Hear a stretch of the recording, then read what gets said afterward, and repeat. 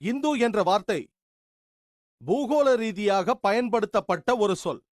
இந்த வார்த்தை சிந்து நதிக்கு அப்பால் வாழ்ந்த மக்களை குறிக்கிறது மற்றும் இண்டஸ் நதி பாய்ந்த இடத்தில் வாழ்ந்த மக்களை குறிக்கிறது.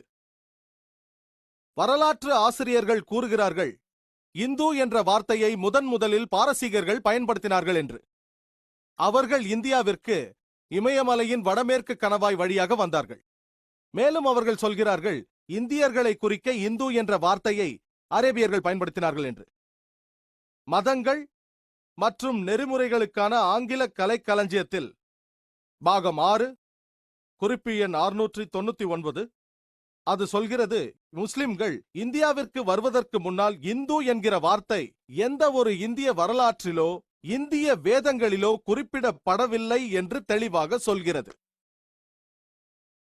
பண்டிட் ஜவஹர்லால் நேருவின் கருத்துப்படி தனது புத்தகமான டிஸ்கவரி ஆஃப் இந்தியாவில் பக்கங்கள் 74-75 அவர் சொல்கிறார், ஆரம்ப காலத்தில் இந்து என்கிற வார்த்தையை பயன்படுத்தியது 8வது நூற்றாண்டில் இருந்த ஒரு மூலாதாரத்தில், அதாவது 8வது நூற்றாண்டின் தாந்திரிக் மூலாதாரத்தில் 8வது நூற்றாண்டில் முதல் முறையாக இந்து என்ற வார்த்தை 8வது நூற்றாண்டில் தான் பயன்படுத்தப்பட்டது.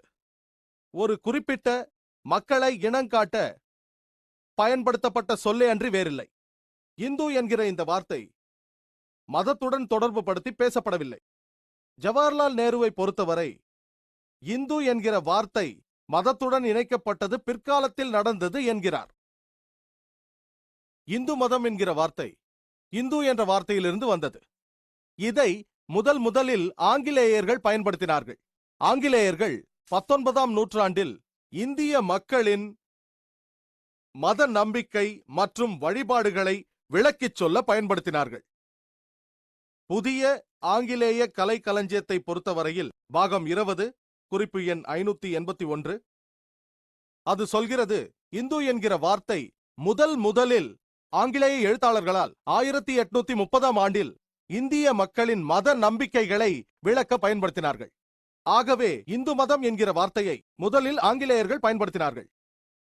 இந்த காரணத்தினால்தான் இந்து மதம் என்ற வார்த்தை தவறானது என்று இந்து மத அறிஞர்கள் சொல்கிறார்கள். பயன்படுத்த வேண்டிய சரியான வார்த்தை என்னவென்றால் சனாதன தர்மம். அதற்கு அர்த்தம் நித்திய மதம் என்பது, அல்லது வேத தர்மம் என்று அழைக்கலாம். அதாவது வேதங்களின் தர்மம் என்பது அதற்கு பொருள்.